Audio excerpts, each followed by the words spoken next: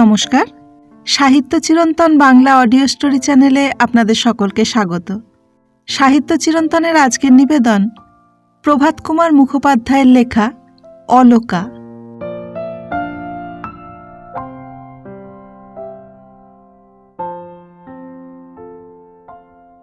কলকাতার কোনো ছাত্রাবাসের একটি কক্ষে একদিন অপরাহ্নকালে বিনোদ বিহারী নামক একটি যুবক তার কেওড়া কাঠের তক্তপোষখানির ওপর চিত হয়ে পড়ে ঊর্ধ্ব দৃষ্টিতে কড়িকাঠ গণনা কার্যে ব্যাপৃত ছিল। পাশের ঘরের ঘড়িতে টং টং করে 4টে বাজল। ভৃত্য এসে ঘরে ঘরে বাবুদের কাছ থেকে জলখাবারের ফরমাস ও পয়সা নিতে লাগল। কিন্তু বিনোদের কাছে সে এলো না, কারণ মাসখানেক থেকে অম্বল হওয়ার অজুহাতে বাজারের খাবার খাওয়া সে ছেড়ে দিয়েছে। 4:30 বাজলে ভৃত্য খাবার নিয়ে এলো।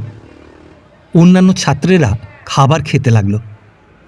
কেউ কেউ তদুপরি চা পান করতে প্রবৃত্ত হলো।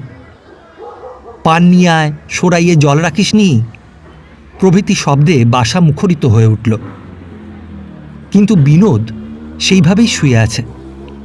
শুয়ে শুয়ে সে কেবল আকাশ পাতাল চিন্তা করছে। বেচারি বিনোদ বড়ই বিপন্ন। তার বাড়ি কুমিল্লা জেলার কোনো গ্রামে। আজ প্রায় 2 মাস কাল তার বাড়ি থেকে না এসেছে টাকা কড়ি, না কোনো চিঠিপত্র। মা বাপ বেঁচে নেই। খুড়োমশাই বাড়ির কর্তা। তিনি স্থানীয় জমিদারি কাছারিতে নাইবি কর্ম করেন। অবস্থা ভালোই। টাকা কড়ি এতদিন নিয়মিতভাবেই তো তিনি পাঠাতেন। হঠাৎ এ কি হলো? পুজোর ছুটি হতে আর 2 সপ্তাহ মাত্র দেরি আছে। কলেজের বেতন 2 মাস বাকি পড়েছে। আগামীকাল তা দাখিল করবার শেষ দিন। না পারলে সে ডিফল্টার হয়ে যাবে। লেকচারে উপস্থিত থাকলেও প্রতিদিন তাকে অ্যাবসেন্ট করবে। হয়তো পার্সেন্টেজ নষ্ট হয়ে যাবে। 1 বছরই মাটি। মেসের টাকার জন্য ম্যানেজারবাবু তো নিত্য অপমান করছেন। এই 2 মাসে বন্ধুদের কাছেও 10-12 টাকা ধার হয়েছে। ছুটিতে তারা বাড়ি যাবে, জিনিসপত্র কিনবে। তারাও টাকার জন্য তাগাদা লাগিয়েছে। বাড়ি কাছে নয়, তবুও টিকিট কেনবার টাকা থাকলে একবার না হয় খোঁজ নিয়ে আসতো যে ব্যাপারটা কি। তারও উপায় নেই। গ্রামস্থ 2জন বন্ধুকেও বিনোদ পত্র লিখেছে। তারাও কোনো জবাব দেয়নি। 5টা বাজল। অন্যান্য ছাত্ররা কেউ বায়োস্কোপ দেখতে, কেউ গোলদিঘি বা গড়ের মাঠে বেড়াতে বেরিয়ে গেল। বিনোদ তখন উঠে সরাই থেকে জল ঢেলে মুখ হাত ধুয়ে ঢকঢক করে সেই জল খানিকটা খেয়ে জঠরানল নির্বাপিত করতে চেষ্টা করল। তারপর জামাটি গায়ে দিয়ে বাসা থেকে প্রাপ্য পান 2টি মুখে ফেলে বেরিয়ে গেল। বড় রাস্তায় পড়ে সে উত্তর দিকে চলতে আরম্ভ করল। তাদের গ্রামস্থ এক ভদ্রলোক গোয়া বাগানে থেকে কবিরাজি করেন। বিনোদকে স্নেহ চোখে দেখে থাকেন। তিনি যদি গোটা কতক টাকা ধার দেন, তবে আগামীকাল কলেজের বেতনটা সে দাখিল করতে পারবে। সেই আশাতেই বিনোদের এই অভিযান। যথাসময়ে সে গোয়া বাগানে কবিরাজ মশাইয়ের বাড়িতে উপস্থিত হল। দেখল বৈঠকখানা জনশূন্য। গামছা কাঁধে অত্যন্ত কৃষ্ণবর্ণ এক ভৃত্য বালককে দেখে জিজ্ঞাসা করল, কবিরাজ মশাই বাড়ি আছেন? বালক বলল, আগে না, তিনি আঁচি গিয়েছেন। বিনোদ বুঝতে না পেরে জিজ্ঞাসা করল, আঁচি? আঁচি কোথায়? সেখানে কি জন্যে গেছেন? উগি দেখতে গেছেন। ও, রুগী দেখতে রাঁচি গেছেন? ফিরবেন কবে? আগে তা কিছু কয়ে যাননি। বিনোদ মনে মনে বলল, যাক, এ দফায় তাহলে নিশ্চিন্দি। একটি দীর্ঘ নিঃশ্বাস ফেলে বৈঠকখানা থেকে নামল। গলি পার হয়ে বিডন স্ট্রিটে এসে পড়ল। সামনেই হেদুয়া পুষ্করিণী। অন্যমনস্কভাবে ধীর পদে সে হেদুয়ার তীরে গিয়ে উপস্থিত হল। হেদুয়া তীরস্থ বাগানখানির একটা বিশেষত্ব এই যে এটি বহু সংখ্যক পেনশনপ্রাপ্ত গভর্নমেন্ট কর্মচারীর বৈকালিক বিচরণভূমি। এ সময় গোলদিঘির 4টি ধার যেমন ক্ষিপ্রগামী কলেজের যুবকগণে ভরে যায়, হেদুয়ার তীরদেশে তেমনি মন্থরচরণ বৃদ্ধগণেরই বাহুল্য দৃষ্ট হয়। এখানে এরা কিছুক্ষণ পাদচরণে ক্লান্ত হলে কাষ্ঠমঞ্চ নিম্নস্থ বেঞ্চগুলি অধিকার করে বসে পড়েন। বসে নানা প্রসঙ্গের আলোচনায় নানাবিধ গল্প গুজবের সময় অতিবাহিত করে থাকেন। কোনোদিন বা কোনো দল নিকটস্থ তিনকড়ি মোদকের দোকান থেকে প্রসিদ্ধ কস্তুরী সন্দেশ আনিয়ে সকলে মিলে আনন্দে ভক্ষণ করেন। বিনোদ কিছুক্ষণ ক্লান্ত পদে এদিক ওদিক ঘুরে বেড়াল, কিন্তু দেহেও বল নেই, মনেও উৎসাহ নেই। সুতরাং শীঘ্রই সে একটি বেঞ্চের প্রান্তভাগ খালি পেয়ে বসে পড়ল। সেই বেঞ্চের অপর প্রান্তে বসে একজন বৃদ্ধ ভদ্রলোক চশমা চোখে দিয়ে কি একখানি বই পড়ছিলেন। বিনোদ এক নজর মাত্র তার পানে দেখে নিয়ে হেদুয়ার স্নিগ্ধ শ্যামজ জলরাশির উপর দৃষ্টিবদ্ধ করে রইল। দিবালোক ক্রমে ক্ষীণ হয়ে আসতে লাগল। বিনোদ জলের পানে একদৃষ্টে সেইরূপ তাকিয়ে আপন সংকটের বিষয়ে চিন্তা করছে। ক্রমে তার পরলোকগত মাতা পিতাকে মনে পড়ল। তাঁরা বেঁচে থাকলে আজ কখনো অমনভাবে তাকে বিপন্ন হতে হতো না। পিতা আগে যান, তারপর এই 2 বছর হল মাতৃদেবীও স্বর্গারোহণ করেছেন। মার মৃত্যু সময় বিনোদ উপস্থিত ছিল। সেই দৃশ্য মনে পড়া মাত্র সে কিছুতেই আর নিজেকে সংবরণ করতে পারল না। তার চোখ দিয়ে ঝরঝর করে জল পড়তে লাগল। হঠাৎ তার চমক ভাঙল। সেই বৃদ্ধ বাবুটি কাছে সরে এসে তার কাঁধে হাত রেখে বলছেন, ছোকরা। বিনোদ লজ্জিতভাবে তাড়াতাড়ি কোঁচার খুঁটে চোখ মুছে ভারী গলায় বললে, আগে। কে তুমি? তোমার নাম কি? বিনোদ নাম বলে অবনত নেত্রে বসে রইল। বৃদ্ধ অতি কোমল কণ্ঠে জিজ্ঞাসা করলেন, তুমি কাঁদছ কেন? তোমার কি হয়েছে? বিনোদ কথা বলে না। বাড়ি কোথায় তোমার? কুমিল্লা জেলা। তা এখানে কি করো? কোথায় থাকো? এই ল কলেজে পড়ি, মেসে থাকি। তা তোমার কি হয়েছে? আমি বুড়ো মানুষ, আমায় বলো না। তাতে লজ্জা কি বাবা? এইবার বিনোদ মুখ তুলল। বাবুটির পানে ভালো করে চেয়ে দেখল। তার বয়স 60 বছরের কম হবে না। উন্নত কায় গৌরবর্ণ পুরুষ। হাতের হাড়গুলি মোটা, বক্ষদেশ প্রশস্ত। ইনি যৌবনে একজন বলশালী লোক ছিলেন সন্দেহ নেই। মাথার চুলগুলি সাদা হয়ে গিয়েছে, গোঁপদাড়ি পরিষ্কারভাবে কাটা। গায়ে সাদা জিনের কোট, পরিধানে থান ধুতি, পায়ে প্যানেলের জুতো। পঠিত বইখানির ভেতর একটি আঙুল পুরে বইখানি মুড়ে হাতে ধরে রয়েছেন। বিনোদ মলাটে সেখানির নাম দেখল, ভক্তিযোগ। বিনোদকে নীরব দেখে বৃদ্ধ বললেন, কুমিল্লা জেলায় বাড়ি বললে না? তা আমি এক সময় ওই কুমিল্লায় ডেপুটি ম্যাজিস্ট্রেট ছিলুম। সে অনেক দিনের কথা, বোধহয় তখনও তুমি জন্মাওনি। কুমিল্লা জেলায় অনেক স্থানেই আমি ট্যুর করে বেরিয়েছি। তা কোন জায়গায় তোমার বাড়ি বলো দেখি? এই বৃদ্ধ পূর্বে একজন ডেপুটি ম্যাজিস্ট্রেট ছিলেন শুনে বিনোদের মনে একটু সম্ভ্রম উপস্থিত হল। উত্তর করল, আগে আমাদের বাড়ি সুবর্ণগ্রাম। সুবর্ণগ্রাম? কই মনে করতে পারছি নে। অতঃপর তিনি বিনোদকে তার পারিবারিক অবস্থা সম্বন্ধে একাধটি করে প্রশ্ন করতে লাগলেন। ক্রমে তার উপস্থিত সংকটের বিষয় সমস্তই অবগত হয়ে বললেন, এই জন্যে তুমি কাঁদছিলে? এবার বিনোদের আত্মাভিমানে আঘাত লাগল। সে একটু গর্বিতভাবেই বলল, না না, সেজন্যে আমি কাঁদিনি। আমার মাকে মনে পড়েছিল, তাই চোখে জল এসেছিল। এতক্ষণে দিবালোক প্রায় নিভে এসেছিল। বেঞ্চখানিতে স্থান রয়েছে দেখে অপর দুটি লোক এসে সেখানে উপবেশন করল। বৃদ্ধ দেখলেন সেখানে কথাবার্তায় আর সুবিধা হবে না। বললেন, আমার সঙ্গে তুমি আসবে? এই কাছেই আমার বাড়ি, বেশি দূর নয়। তোমার সঙ্গে আরও কথা আছে। অপরিচিত ব্যক্তির সঙ্গে যেতে প্রথমে বিনোদের মনে একটু দ্বিধা উপস্থিত হলো। তারপর সে ভাবল, ইনি গুন্ডাও নন, আর আমার কাছে টাকা কড়িও নেই, তবে আর ভয়টা কিসের। বলল, বেশ তো, চলুন। বৃদ্ধ উঠে ধীর পদে বাগান থেকে বের হলেন। বিনোদ তাঁর অনুসরণ করল। পথে যেতে যেতে বৃদ্ধ বললেন, আমার পরিচয় তোমায় এখনো দিইনি। আমার নাম শ্রী কেদারনাথ সরকার। আমরাও কায়স্থ। পূর্বে গভর্নমেন্টের চাকরি করতাম, বছর 5-6 হলো পেনশন নিয়েছি। দেশে শরীর ভালো থাকে না, তাই কলকাতাতেই থাকি। বিনোদ নীরবে কেদারবাবুর পেছনে পেছনে মানিকতলা স্ট্রিট দিয়ে চলল। ক্রমে একটি গলির মধ্যে প্রবেশ করল। বাবুটি এক বাড়ির দরজায় দাঁড়িয়ে কড়া নাড়তে লাগলেন। ওপরের বারান্দা থেকে তরুণী কণ্ঠে শব্দ হলো। কে? কেদারবাবু বললেন, আমি মা, দরজাটা খুলে দিয়ে যাও।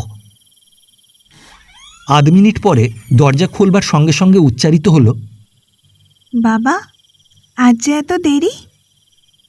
বিনোদ দেখল লণ্ঠন হাতে একটি মেয়ে। পিতার সঙ্গে একজন অপরিচিত ব্যক্তিকে দেখে সংকুচিত হয়ে একপাশে দাঁড়াল। এই বাবুটির সঙ্গে কথা কইতে কইতে আজ একটু দেরি হয়ে গেল মা। এসো হে বিনোদ। বলে কেদারবাবু ভেতরে প্রবেশ করলেন। বিনোদ প্রবেশ করলে কেদারবাবু দরজায় খিল বন্ধ করলেন। মেয়েটি লণ্ঠন নিয়ে অগ্রসর হল। দুজনে তার পেছনে সিঁড়ি দিয়ে ওপরে উঠতে লাগলেন। বৃদ্ধ বিনোদকে নিয়ে একটি ঘরে প্রবেশ করলেন। মেয়েটি অপর দিকে চলে গেল। বিনোদ দেখল ঘরটি ছোট। তার একপাশে একটা তক্তপোষের ওপর ফরাস বিছানা পাতা, তার উপরে 2টি তাকিয়া বালিশ। অন্য পাশে একটা ছোট টেবিলের কাছে 2টি চেয়ার। কেদারবাবু বিনোদকে সেই তক্তপোষের ওপর বসিয়ে ডাকলেন, রাধে। বিনোদ মনে করেছিল যে মেয়েটি লণ্ঠন দেখিয়ে এনেছিল তারই নাম বুঝি রাধে, কিন্তু দেখল সধবাবেশিনী গৌরবর্ণ, নাতিস্থূলা এক রমণী, বয়স বোধহয় 40 হবে। প্রবেশ করে মাথায় কাপড় টেনে দাঁড়ালেন। কেদারবাবু বললেন, রাধে, এর নাম বিনোদবাবু, বিনোদ বিহারী দত্ত, আমাদের কায়স্থ। ল কলেজে পড়ছেন। আজ হেদোদ্ধারে আলাপ হলো, তাই কথাবার্তা কইবার জন্য সঙ্গে এনেছি। বিনোদের দিকে চেয়ে বললেন, ইনি আমার স্ত্রী। বিনোদ মনে করল, এ তো দেখছি ইংরেজি প্রথার ইন্ট্রোডাকশন। পর্দা টর্দাও মানেন না বোধহয়, ব্রাহ্ম নাকি? রাধারানী বললেন, বেশ, এখানেই কি আপনাদের বাড়ি? অপরিচিতা রমণীর সঙ্গে কথা কইতে বিনোদের কেমন লজ্জা করতে লাগল। মাথা নিচু করে সে সংক্ষেপে প্রশ্নের উত্তর দিল। কেদারবাবু বললেন, রাধে, আমাদের একটু চা দিতে পারো, আর এর জন্যে কিছু জল খাবার। রমণী বললেন, চায়ের জল তো তৈরি নেই, চড়িয়ে দিই গে। জল খাবার আগে নিয়ে আসবো কি? কেদারবাবু বিনোদের শুকনো মুখের দিকে চেয়ে বললেন, আগে খাবারটা খেয়ে নাও, কি বলো? ততক্ষণ চা হোক। বিনোদ তাড়াতাড়ি বলল, না না, জল খাবার আমার জন্য দরকার নেই, শুধু 1 পেয়ালা চা হলেই হবে। তা কি হয়? গৃহস্থের বাড়িতে এসে একটু মিষ্টি মুখ না করলে তারা ছাড়বে কেন? আর চা, সে তো বিলিতি ফাঁকি, জল ভাজা বই তো নয়। বলে তিনি হাহা করে হেসে উঠলেন। শেষে বললেন, যাও, কিছু খাবার পাঠিয়ে দাও। রাধারানী হাসতে হাসতে চলে গেলেন। অল্পক্ষণেই পাশের ঘর থেকে স্টোভ ধরাবার গোঁ গোঁ শব্দ উঠল। তারপরে সেই মেয়েটি একটি কাঁসার রেকাবিতে কয়েক টুকরো ফল ও 2টি বড় রসগোল্লা এনে নাড়াতেই কেদারবাবু বললেন, রাখো মা, ওই টেবিলের ওপর রাখো। মেয়েটি খাবারের রেকাবি ও জলের গ্লাস টেবিলের উপর রেখে ধীরে ধীরে চলে যাচ্ছিল। কেদারবাবু বললেন, দাঁড়াও মা, এর সঙ্গে তোমার পরিচয় করিয়ে দিই। বিনোদবাবু, এইটি আমার মেয়ে অলোকা। আর দেখো অলকা, ইনি খুব লেখাপড়া শিখেছেন, MA পাশ করেছেন, আইন পড়ছেন। বলতেই মেয়েটি বিনোদের পানে চেয়ে নমস্কার করল। বিনোদও প্রতি নমস্কার করে ভাবল, এর মার সঙ্গে যে সময় তার পরিচয় হয়েছিল তখন তাকে নমস্কার করা উচিত ছিল, কিন্তু সেটা তো ভুল হয়ে গেছে। ছি ছি। কেদারবাবু বলতে লাগলেন, আমার মেয়েটিও মুখ্য নয় বিনোদবাবু, এই আসছে বছর ম্যাট্রিক দেবে, হিন্দু বালিকা বিদ্যালয়ে পড়ে। বাপ হয়ে বলা উচিত নয়, বেশ বুদ্ধিশুদ্ধিও আছে। যাও মা, ওই দেখো চায়ের জল হলো কি না। চলো হে বিনোদ, ওই খাবারটা ততক্ষণ খেয়ে নেবে, চলো, তারপর দুজনে একসঙ্গে চা খেতে খেতে গল্প করা যাবে। অলকা চলে গেল। বৃদ্ধ বিনোদকে নিয়ে টেবিলের কাছে বসলেন। খাবার খেয়ে শীতল জল পান করে বিনোদের দেহে যেন প্রাণ ফিরে এলো। চা পান করতে করতে কেদারবাবু বললেন, দেখো বিনোদ, তুমি যে বিশেষ রকম অর্থ সংকটে পড়েছ তা আমি বেশ বুঝতে পারছি। তোমার কলেজের 2 মাসের মাইনে, মেসের পাওনা, ধার শোধ করা, তা গোটা 50 টাকা এখনই তোমার প্রয়োজন। এই টাকা আমি এখনই দিতে পারি, কিন্তু সেটা দানস্বরূপ হলে তোমার তা কখনোই ভালো লাগবে না। সেই জন্যে আমি প্রস্তাব করছি, তুমি আমার মেয়েটিকে 2 মাস পড়াও। তোমার 2 মাসের বেতন স্বরূপ অগ্রিম 50 টাকা আমি তোমায় দিচ্ছি। কেমন, তুমি রাজি আছো? বিনোদ প্রায় 1 মিনিট কাল চুপ করে থেকে ভাবতে লাগল। শেষে জিজ্ঞাসা করল, কতক্ষণ পড়াতে হবে, কখন? বিকেলবেলা 1 ঘন্টা, এই 4টে থেকে 5টা, কিংবা 5টা থেকে 6টা, যেমন তোমার সুবিধা হয়। তোমার কলেজ কখন? সকালবেলা। আর এই কটা দিন পরে তো কলেজের ছুটিই হয়ে যাচ্ছে। তাহলে তোমার মত কি বলো? আপনি যখন এই সংকটে আমাকে উদ্ধার করছেন, আপনার আদেশ আমি শিরোধার্য করলাম। আচ্ছা আচ্ছা, বেশ, তা কাল থেকে এসো। এই ইংরেজি সংস্কৃত আমি নিজেই ওকে পড়াই। এই সন্ধ্যের পর চা খেয়ে ওকে নিয়ে রোজ বসি। বিকেলে 4টে থেকে 5টা পর্যন্ত অঙ্কটা তুমি কষিও। অঙ্কেও একটু কাঁচাই আছে। বসো, আমি টাকাটা নিয়ে আসি। কয়েক মিনিট পরেই 5খানি নোট এনে তিনি বিনোদের সম্মুখে রাখলেন। বিনোদ টাকা কটা উঠিয়ে নিল। নিজ হৃদয়ের উচ্ছ্বসিত কৃতজ্ঞতা অত্যন্ত অসম্পূর্ণভাবে প্রকাশ করে নমস্কারান্তে বিদায় গ্রহণ করল। বাসায় পৌঁছে দেখল দেশ থেকে তার এক বন্ধুর পত্র এসেছে। যে জমিদারের এস্টেটে তার খুড়োমশাই চাকরি করতেন, সেই জমিদার কর্তৃক আনিত তহবিল তছরূপের মোকদ্দমায় তার খুড়োমশায়ের 1.5 বছর জেল হয়ে গিয়েছে। পত্র পড়ে বিনোদ একটা দীর্ঘ নিঃশ্বাস ফেলে ভাবল, খুব সময়ই কেদারবাবুর মতো দয়ালু পরোপকারী মহাত্মার দর্শন সে পেয়েছিল, নইলে তো তাকে অথই জলে পড়তে হতো। পরদিন বিনোদ তার নতুন ছাত্রীকে পড়াতে গেল। কেদারবাবু অধ্যাপনা সম্বন্ধে উপযুক্ত উপদেশাদি দিয়ে তার নিয়মিত হেদুয়া ভ্রমণে বহির্গত হলেন। 5টা বাজলে অলকার মা তাকে চা ও জলখাবার এনে দিলেন। প্রথমে কিঞ্চিত আপত্তি উত্থাপন করে অবশেষে জলযোগ সমাপনান্তে বিনোদ বাসায় ফিরে এলো। এইভাবে দিনের পর দিন চলতে লাগল এবং এ বয়সে এরূপ সান্নিধ্যের ফল যা হবার তাই হল। বিনোদের প্রথমে মনে হলো তার ছাত্রীর স্বভাবটি বড় মধুর, তারপর মনে হলো তার দেহের গঠন, বিশেষত চোখ দুটি বড়ই সুন্দর। মেয়েটি যেমন রূপবতী, বাঙালির ঘরে তেমন সচরাচর দেখা যায় না। তারপর মনে হতে লাগলো এ মেয়ে যার গৃহলক্ষ্মী হবে তার তুল্য সৌভাগ্যবান পুরুষ এ জগতে দুর্লভ। তারপর বিনোদ হঠাৎ আবিষ্কার করে বসল অলকাকে সে অতিশয় ভালোবেসে ফেলেছে। কেননা যতক্ষণ জেগে থাকে তার চিন্তা এক দণ্ড মন থেকে অন্তর্হিত হয় না। তাকে তো চাই, নইলে জীবনটি যে একান্ত বিস্বাদ হয়ে যাবে। এখন উপায়? এ অবস্থা মাসখানেকের মধ্যেই উপস্থিত হল। এ পর্যন্ত কিন্তু অলকার কাছে নিজের মনোভাব কিছুমাত্র প্রকাশ করেনি। পড়ার সময় অলকার মা প্রায়ই কাছে এসে বসতেন। কেদারবাবুর সঙ্গে সাক্ষাৎ সব দিন তার হতো না। যে সময় সে অলকাকে পড়ায় সেই সময়টাই তার হেদুয়া ভ্রমণের জন্য নির্ধারিত। মাসখানেক পরে একদিন পড়াতে গিয়ে শুনল অলকা বাড়ি নেই। তার পিতা তাকে কোনো ইংরেজি থিয়েটারের বৈকালিক অভিনয় দেখাতে নিয়ে গেছেন।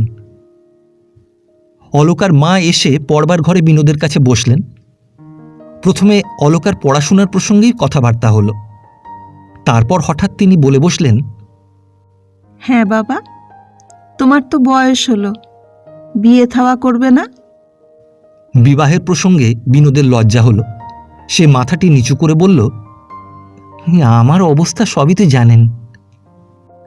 অবস্থা কি চিরদিন মানুষের সমান থাকে? আজ বাদে কাল তুমি পাশ করবে, অবস্থার কি উন্নতি করতে পারবে না? আচ্ছা, আইন পাশ করে কোথায় তুমি প্র্যাকটিস করবে স্থির করেছ? তা এখনো স্থির করিনি। প্র্যাকটিস করব কিনা সন্দেহ। প্রথম 2-4 বছর বসে খাবার সংস্থান তো আমার নেই। বোধহয় আমাকে চাকরির চেষ্টাই করতে হবে। রাধারানী কিছুক্ষণ চুপ করে রইলেন। শেষে বললেন, দেখো বাবা, তোমাকে দেখে অবধি একটা বাসনা আমার মনে উদয় হয়েছে। আমার ইচ্ছে হয় তোমাকে আমার পুত্রস্থানীয় করি। তুমি আমার অলকাকে বিয়ে করো না কেন? এই প্রস্তাব শুনে বিনোদ যেন স্বর্গ হাত বাড়িয়ে পেল। কিন্তু লজ্জায় তার মুখখানি রাঙা হয়ে উঠল। জড়িত স্বরে বলল, আগে সে তো আমার আশাতীত সৌভাগ্য, কিন্তু এখন আমার অবস্থা কি তা তো আপনি জানেন। কেদারবাবু কি আমার মতো একজন নিঃস্ব লোককে তার জামাই করতে সম্মত হবেন? রাধারানী হাসলেন, বললেন, তুমি যদি রাজি থাকো তো বলো, কর্তার সম্মতি আদায় করে নেবার ভার আমার ওপর রইল। তবে সব কথা তোমায় ভেঙেই বলি বাবা, লুকোছাপির কোনো দরকার নেই। আমি এখন তোমার কাছে যে প্রস্তাব করলাম তা ওর সঙ্গে পরামর্শ করেই করেছি। ওরও খুব ইচ্ছে যে তোমার হাতে মেয়েটিকে সঁপে দিয়ে নিশ্চিন্ত হন। বিনোদ অধোবদনে কয়েক মুহূর্ত চিন্তা করল। পরে বলল, কিন্তু দেখুন, একটা কথা আছে, অলকা বড় হয়েছে, তার মতামত। তাছাড়া আমি উপার্জনক্ষম না হলে তো। রাধারানী মৃদু হেসে বললেন, অলকার মতের জন্য তুমি ভেবো না। আরও একটা কথা, কর্তা পূর্বে একজন প্রথম গ্রেডের ডেপুটি ছিলেন, তা বোধহয় তুমি শুনেছ। ওর প্রথম পক্ষের 3টি ছেলে, একটি ঢাকায় ওকালতি করছে, আর 2জন ভালো করে লেখাপড়া শিখলে না, তারা দেশে থাকে, বিষয় সম্পত্তি দেখে। চিফ সেক্রেটারি সাহেব ওকে খুব ভালোবাসেন। কর্তা সেদিন বলছিলেন, সাহেবকে আমি বলে রেখেছি, ছেলেদের জন্য তো আমি কিছুই চাইলাম না, আমার যে জামাই হবে তাকে একটি ডেপুটিগিরি দিতে হবে। সাহেব বলেছেন আচ্ছা। সেদিন সাহেবের সঙ্গে উনি দেখা করতে গিয়েছিলেন। সাহেব জিজ্ঞাসা করলেন, তোমার মেয়ের কত বয়স হয়েছে? উনি বললেন 17। শুনে সাহেব ভারী খুশি। বললেন, তুমি যে মূঢ় দেশাচারের ভয়ে অন্যান্য লোকের মতো ছোট বয়সে মেয়ের বিয়ে দাওনি, লেখাপড়া শেখাচ্ছ, এতে তোমার খুব সৎসাহস প্রকাশ পাচ্ছে। তোমার যে জামাই হবে সে যদি বিয়ে পাশ হয় তবে আমার কাছে তাকে নিয়ে এসো। লাট সাহেবকে বলে আমি নিশ্চয়ই তাকে ডেপুটি করে দেব। তাই আমি বলি কি বাবা, তুমি তো নিজেই নিজের কর্তা, কারো মতামতের অপেক্ষা তো তোমায় রাখতে হবে না।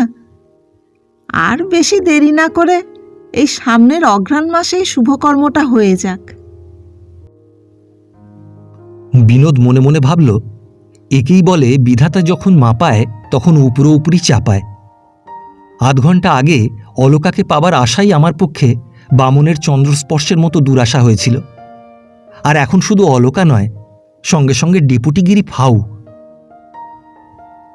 বলা বাহুল্য, বিনোদ সানন্দে সম্মতি জানিয়ে বিদায় গ্রহণ করল।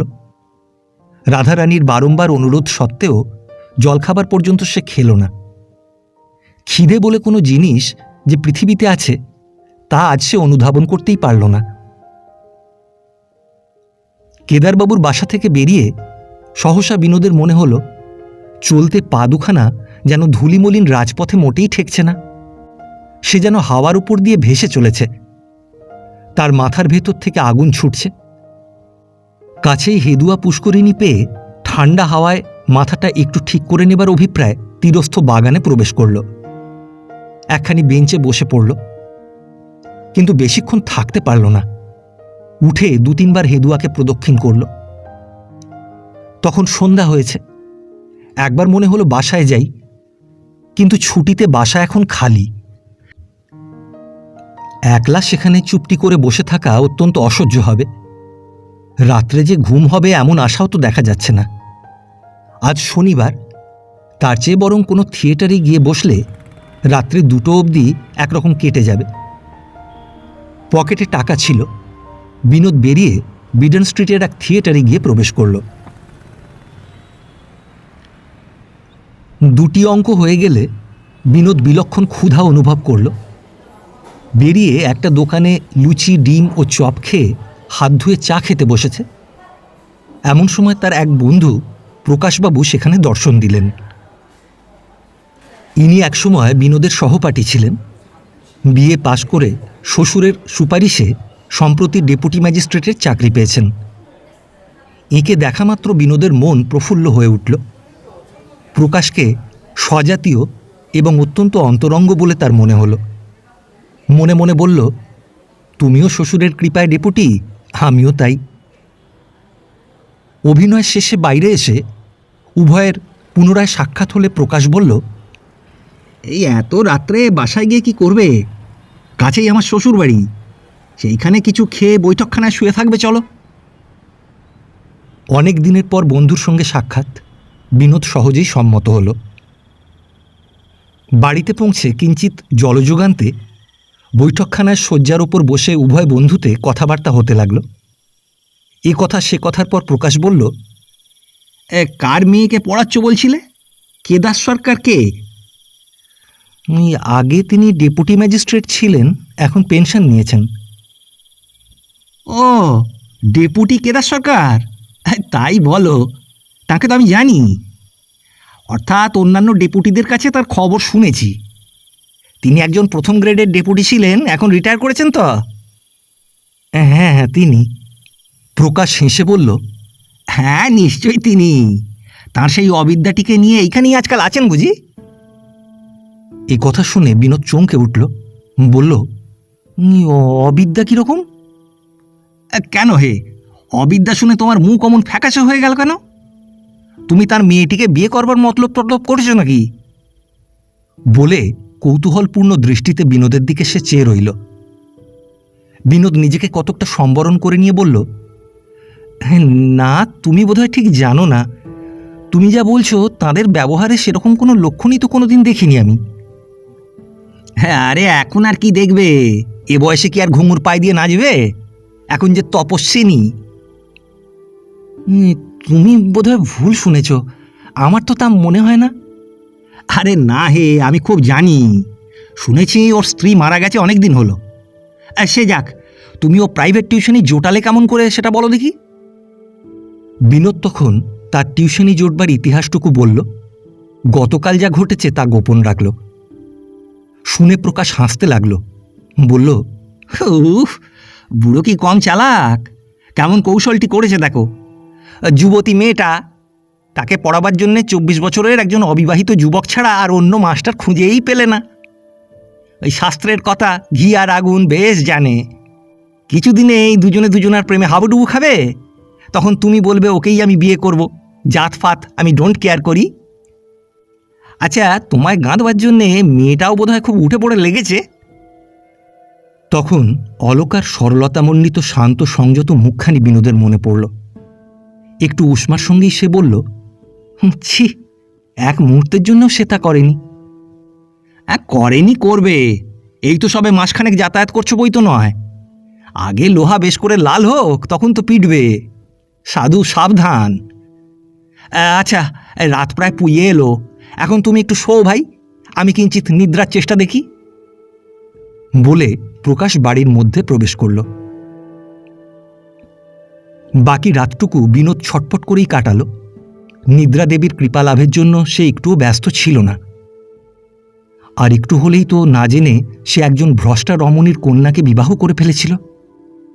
ছি ছি, তাহলে কি কেলেঙ্কারিটাই হতো বলো দেখি। কেদারবাবুর ওপর তার অত্যন্ত রাগ হতে লাগল। তিনি যে বাড়ি নিয়ে গিয়ে জলখাবার খাইয়ে তাকে টাকা দিয়েছিলেন, সেটা তবে দয়াধর্মের অনুরোধে নয়, তার স্বার্থপরতা প্রসূত একটা গভীর ষড়যন্ত্র মাত্র।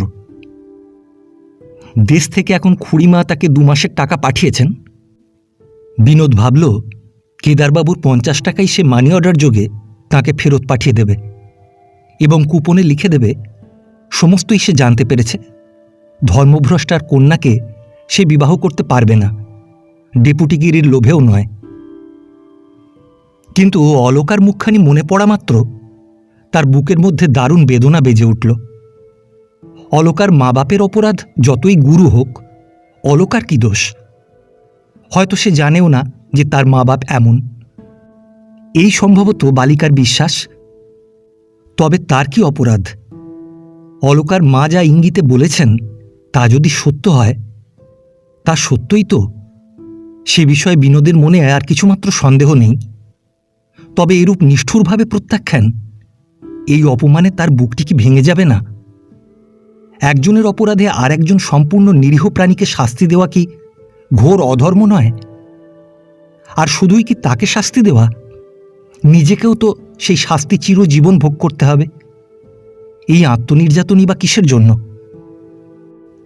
কিন্তু এ ভাব তার মনে বেশিক্ষণ আধিপত্য বিস্তার করতে পারল না। কেদারবাবুর ওপর তার বিষম রাগ হতে লাগল। কেন তিনি এমনভাবে তাকে ঠকাতে চেষ্টা করলেন? তাকে মহদন্তঃকরণ লোক বলেই তো ধারণা ছিল, কিন্তু তিনি এত নীচ! ছি ছি ছি! বিনোদ মনে মনে বলতে লাগল, এইবার বুঝতে পেরেছি হিন্দু ঘরের অত বড় মেয়ে এতদিন বিবাহ হয়নি কেন। এইবার বুঝতে পেরেছি দেশে কেন বাবুর থাকা হয় না, ছেলেরাই বা অন্য জায়গায় থাকে কেন। বুড়ো মিনসে! ছি ছি! আবার ভক্তিযোগ পড়া হয়।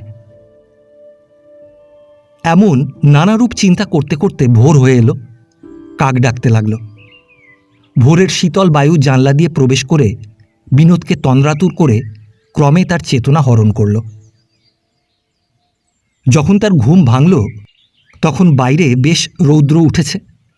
প্রকাশ বিছানার পাশে বসে তাকে জাগাচ্ছে। ওহে, এই ওটো ওটো, বেলা হয়েছে, মুখ হাত ধুয়ে ফেলো, চা তৈরি। বন্ধুগৃহে চা পান আনতে বিনোদ তার মেসের বাসায় প্রবেশ করবা মাত্র ভৃত্যের কাছে শুনল একজন বৃদ্ধ ভদ্রলোক অনেকক্ষণ থেকে তার ঘরে বসে তার জন্য অপেক্ষা করছেন। চেহারা ও পোশাক সম্বন্ধে প্রশ্ন করে যা উত্তর পেল, তাতে সে বুঝতে পারল কেদারবাবু এসেছেন। মনে মনে জ্বলে উঠে ভাবল, জোচ্চোর ব্যাটা, এসেছেন বোধহয় সাত তাড়াতাড়ি একটা দিন স্থির করে ফেলবার মতলবে। শেষে আসল কথা প্রকাশ পেয়ে সব ফেঁসে না যায়। আচ্ছা করে 2 কথা শুনিয়ে দিচ্ছি, গিয়ে দাঁড়াও। হঠাৎ তার মনে এমন বীর রসের আবির্ভাব হওয়াতে সিঁড়িগুলোকে সজোরে লাথি মারতে মারতে সে ওপরে উঠে গেল। দোতলায় নিজের ঘরে প্রবেশ করে কেদারবাবুর মূর্তি দেখা মাত্র তার বীরত্ব কিন্তু অনেকখানি উবে গেল। কেদারবাবুর চোখ বসে গিয়েছে।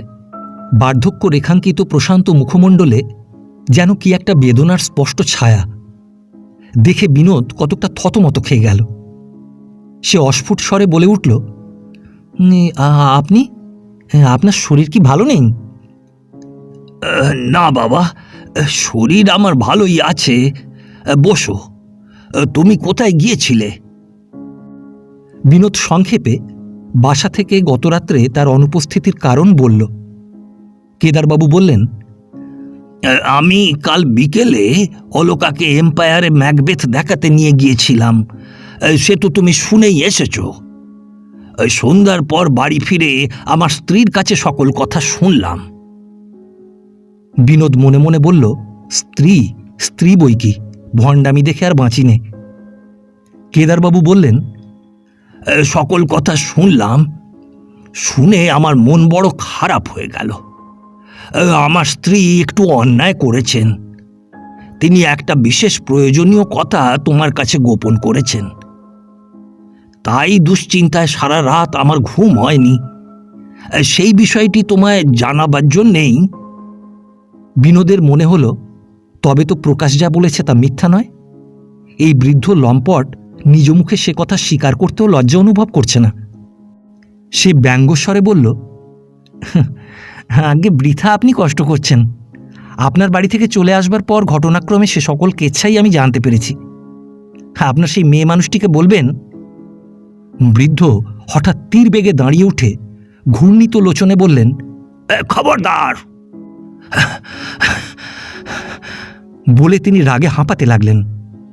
বিনোদ গ্রীবা বাঁকিয়ে বলল, কেন মারবেন নাকি? মশাই, আপনাকে আমি স্পষ্ট কথা বলি, আপনি আমায় ডেপুটি করে দিন আর লাট সাহেব করে দিন। আপনার ওই মেয়েকে বিবাহ করে আমি সমাজচ্যুত হতে প্রস্তুত নই। কেদারবাবু এবার অপেক্ষাকৃত সংযত স্বরে বললেন, উত্তম কথা, কিন্তু এই কথাই তুমি ভদ্রভাবে বলতে পারতে। তুমিও জেনো, তোমার মতো এমন অসভ্য দুর্বিনীত চাষাকে মেয়ে দিতেও আমি প্রস্তুত নই। বলে তিনি বেরিয়ে গেলেন। কেদারবাবু চলে গেলে বিনোদ অনেকক্ষণ চুপ করে তক্তপোষের উপর বসে রইল। ভৃত্য এসে বলল, 10টা বাজে, কলের জল চলে যাবে, এই বেলা স্নান করে নিলে হতো। বিনোদের মাথাটা ঘুরছিল। একটু শীতল জলের আকাঙ্ক্ষায় সে স্নান করতে নিচে নেমে গেল। কলের নিচে মাথা রেখে অনেকক্ষণ ধরে সে স্নান করে খেতে বসল, কিন্তু খেতে পারল না। কাল প্রায় সারা রাত অনিদ্রায় কেটেছে। শয্যায় গিয়ে শয়ন করল, কিন্তু নিদ্রা এলো না। কেবলই মনে হতে লাগলো, অলকাকে হারালাম, কি করব, উপায় কি? এ অবস্থায় কেমন করে তাকে বিবাহ করি? কিন্তু কুস্থানদপি কাঞ্চনম স্ত্রীরত্নং দুষ্কুলাদপি আহরণ করে নিতে তো দোষ নেই, এও প্রাচীন নীতিবচন। রাগের মাথায় বুড়োকে অমনভাবে অপমান করে অন্যায় করেছি, সেটা ভালো হয়নি। নীতি ও ধর্ম সকলের এক নয়। এমনও হতে পারে ওরূপ কার্যকে তিনি কিছুমাত্র অন্যায় বা অধর্ম মনে করেন না। শালগ্রামশিলা সামনে রেখে মন্ত্র পড়ে বিবাহ হয়নি বলেই যে সে মিলন সর্বদোষের সর্বপাপের আকর, এমন নাও হতে পারে। সে আকরে অলকার ন্যায় সুপবিত্র শুভ্র সুন্দর ফুলটির উদ্ভব হয়েছে তো। সে ফুল বুকের কাছাকাছি পেয়েও আমি হারালাম, আমার অদৃষ্টে ধিক। তক্তপোষের এপাশ ওপাশ করতে করতে এইভাবে চিন্তায় বিনোদ বেলা 4টে অবধি কাটালো। তখন উঠে ভাবল, হেদুয়ার ধারে এতক্ষণ কেদারবাবু বেড়াতে এসেছেন, যাই ও বেলার রূঢ় ব্যবহারের জন্য তার কাছে ক্ষমা প্রার্থনা করে আসি। জামা পরতে গিয়ে তক্তপোষের নিচে নজর পড়ল, একখানা ইংরেজি খবরের কাগজ পড়ে আছে। সেখানে তুলে নিয়ে দেখল 20 বছর পূর্বে লাহোর থেকে প্রকাশিত আর্য পত্রিকা সংবাদপত্র। কেদারবাবুর হাতে আজ সকালে একখানা খবরের কাগজ বিনোদ দেখেছিল, তিনিই তবে এখানে ফেলে গিয়েছেন। কৌতূহলবশত কাগজের ভাঁজ খুলতেই একটা সংবাদ তার চোখে পড়ল। সেটি আগাগোড়া বিনোদ পড়ল, পড়ে জামা গায়ে দিয়ে তাড়াতাড়ি বেরিয়ে গেল। বড় রাস্তায় পড়ে হেদুয়ার দিকে প্রায় ছুটেই সে চলতে লাগল। সেখানে তাকে না পেয়ে তার বাড়ির দিকে চলল। কেদারবাবুর বাড়িতে পৌঁছে ওপরের ঘরে গিয়ে দেখল তিনি বসে অলকাকে পড়াচ্ছেন। বিনোদকে দেখে অলকা তাড়াতাড়ি সেখান থেকে উঠে গেল। কেদারবাবু সবিস্ময়ে বিরক্তিতে তার মুখপানে চেয়ে রইলেন। বিনোদ সহসা কেদারবাবুর পা দুটি জড়িয়ে ধরে কাতরভাবে বলল, আমায় মাফ করতে হবে। আজ সকালবেলা আপনার প্রতি যে আচরণ আমি করেছি তা নিতান্ত একটা ভুল সংবাদ শুনেই করেছিলাম। এই খবরের কাগজখানি আমার ঘরে আপনি ফেলে এসেছিলেন, এইটে পড়েই আমার সেই বিষম ভুল বুঝতে পারলাম। আমাকে আপনার পুত্রস্থানীয় বলে গ্রহণ করুন আর না করুন, আমার অজ্ঞানকৃত এই অপরাধ আপনি ক্ষমা করুন। কেদারবাবু সস্নেহে তাকে উঠিয়ে বললেন, কেন কেন, তুমি কি শুনেছিলে বলো দেখি, আর কার কাছেই বা শুনলে? বিনোদ লজ্জায় অধবদনে রইল। তখন প্রাতে বিনোদ কর্তৃক উচ্চারিত একটি শব্দ কেদারবাবুর মনে পড়ে গেল। বললেন, ও, বুঝতে পেরেছি। তা সব কথা শোনো তাহলে। আমার প্রথমা স্ত্রীর মৃত্যুর পর ছেলেদের মামার বাড়ি পাঠিয়ে আমি 6 মাসের ফার্লো নিয়ে নানা স্থানে ঘুরে বেড়াই। ওই লাহোরে এসে অলকার মার সঙ্গে আমার আলাপ হয়। উনি পাঞ্জাবি কায়স্থের মেয়ে ছিলেন। বাঙালি কায়স্থে পাঞ্জাবি কায়স্থে বিবাহ বাংলাদেশের ভট্টাচার্য মহাশয়রা অনুমোদন করবেন না জেনে সেই দেশেই আর্য সমাজের আশ্রয়ে আমি ওকে বিবাহ করি। আর্য সমাজীরাও হিন্দু, কারণ তাঁরা বেদকে অভ্রান্ত বলেই স্বীকার করেন। ছুটি ফুরোলে আমি যখন অলকার মাকে নিয়ে কর্মস্থানে ফিরে আসি, তখনও উনি বাংলা শেখেননি। ওকে অবাঙালি দেখে ওই কুলোকে আমার নামে সে সময় মিথ্যা গুজব রটিয়েছিল বটে, কিন্তু আমি কোনোদিন তা গ্রাহ্য করিনি। অলকার মা বাঙালি কায়স্থ নন, আর আমাদের বিবাহ বাঙালি ভট্টাচার্য পৌরোহিত্য করেননি। এই কথাটা আমার স্ত্রীর উচিত ছিল কালই তোমাকে জানানো। সমস্ত জেনে শুনে যদি তুমি অলকাকে বিবাহ করো তো করবে, নচেত তোমাকে ঠকিয়ে জামাই করা আমি উচিত মনে করি নে। সেই কথা জানাতেই আজ সকালে আমি তোমার বাসায় গিয়েছিলাম। আচ্ছা, তুমি একটু বসো, অলকার মাকে সব কথা আমি বলে আসি। কারণ ও বেলাকার ঘটনা শুনে বাড়ি শুদ্ধ সবাইকার মন খারাপ হয়ে গেছে। সকলের মনই ভালো হয়ে গেল। বিনোদ ও অলকার মন সকলের চেয়ে বেশি ভালো হলো। অগ্রহায়ণ মাসে এই দুজনের মন এত ভালো হলো যে সোহাগে গোলে আদরে মিশে দুটি মন এক হয়ে গেল।